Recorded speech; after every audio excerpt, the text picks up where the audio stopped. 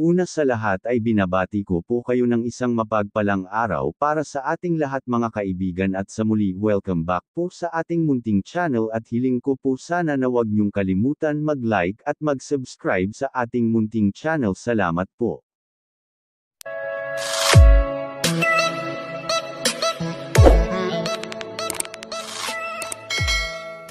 Sa video natin ngayong araw ay pag-usapan po natin ang rason kung bakit hindi na nakasama ang ating idolong si Carla sa Hong Kong. At kahit nakakalungkot man isipin pero marami pang pagkakataon na susunod. Alam naman natin na nag-aaral pa ang ating idolong si Carla at sa tingin ko isa ito sa dahilan kung bakit hindi siya nakasama kasi mas priority parent ni Carla ang kanyang pag-aaral. At alam naman natin na honor student si Carla kaya kailangan niya mag-focus sa kanyang pag-aaral.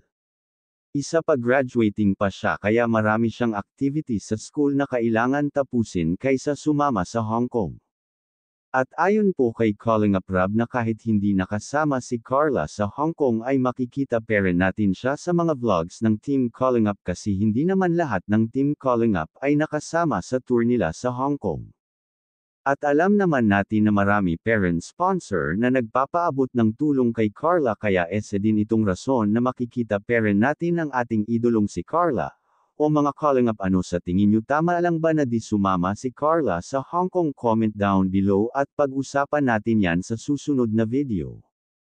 Binibining na nais ko, binibining marikit na dalangin ko. Ikaw ang nagbigay ng kulay sa aking mundo.